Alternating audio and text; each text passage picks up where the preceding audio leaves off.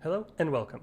In today's video, we will be looking at configuring the interactions between the Vcad viewer and the rest of our report. Now, to get started, let's have a look at the two toolbars that are responsible for the interactions. And we have two types of interactions. Number one is from the rest of the report into my viewer. So what happens to my model every time I make a selection in some other visual. And that is governed by this very top toolbar that we can see up here. And then we have the inverse relation. So what happens if I click on an item in my model? How is that reflected to the rest of my report? And that is governed by the second toolbar over here. Let's have a look at every button that we have available and what they do. So for starters, we can look up here and we have the zoom on select button. What this will do is this will tell the visual that every time a new selection is made, the camera should adjust the zoom in order to keep everything in frame, everything that has been selected, I should say. So you can see it's now active. And if we have a look, maybe make a couple selections, you can see that the camera is moving and zooming in to allow the object that I selected to be in frame. And if I add to the selection, the zoom is adjusted. I can even go ahead and change some of the rotation and then add another object, and you can see the camera zooms in to the required distance. Now the last object that I added, we don't really see because it's actually inside. You can see it kind of through the window. It's inside of my model. However, I'd like to have better representation of that object. So to do that, we can go ahead and we can have a look at our next objects over here.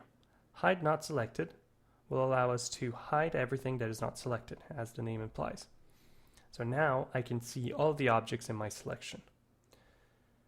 Another possibility is to highlight everything that I want and keep some more contextual information. To do that, I can activate the X-ray mode, which will give me a simple outline of the rest of the model. So I can clearly see which objects are selected, but I also have some contextual information about where they are in relation to the rest of the model. Finally, when we activate the zoom on select, we can actually navigate through the various objects in our model. Through these little arrows over here, we can sort of zoom in to every specific item, and we can of course go back in the navigation so that we can get that fine detail of that object one at a time if we want. Okay, great. So this determines how the model will react every time we make a selection outside of the actual visual. So how about the inverse? Let's go ahead and let's reset this selection. And now I can see that down here I have two buttons. They're toggle buttons, so only one of the states can be active at once. The selection can be disabled or it can actually be active. So if we activate the selection, and now, for example, I click on an object, you can see that the rest of the report is being reloaded, and the data that's being shown is filtered based on the item in my selection. So as I click on different objects, you can see that the selections in the rest of the visual change. And this is very handy when you sort of want to guide the navigation of your report through the model and have the rest of the report show more details about the objects that you're interacting with.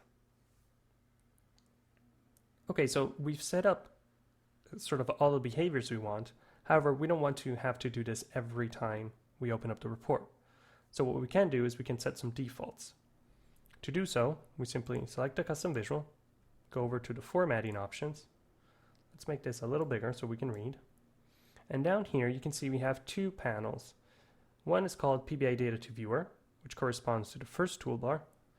And the second one is viewer to PBI data, which of course is the second toolbar. Now for both of these, we can actually toggle them on and off, which will hide this sort of configuration from our end users. So the person who's using my report maybe doesn't have to worry about how the camera is set up or if there's X-ray mode and stuff like that. They simply need to see the model. And so I can clear out the view and allow them to concentrate on the actual data. However, I want to set up some defaults. So before we hide them, let's go ahead and let's actually expand the panels. And you can see that here for every button, we can actually set up a default. So for example, I could say that when my report is open, I want X-ray mode to be activated as a default. And so now if I were to save the report, and then reload it, this would be set up as a default. Another thing I could do is I could set this up and I could say, okay, I don't want my end user playing around with this specific option. So what I can do is I can hide that specific button, maybe hide also the hide not selected button, and just give them a choice to either zoom into the objects or not, but not worry about how the rest of the items are going to be rendered. Once I've set up all the defaults, I can either close it and leave it as is, or I can say, okay, let's just hide everything. Same goes for the inverse interaction. Here we have a single option because of course it's simpler. I simply say if I want to be activating the select mode when the model is first started up or not. And then again, I can set the default and I can actually hide the entire toolbar. So my end user doesn't need to worry about all the configuration and how the interaction is happening. Okay, so that covers a quick look at how we can set up and configure the interactions between our model and the rest of our report. Thank you for watching, and stay tuned for more how-to videos coming soon.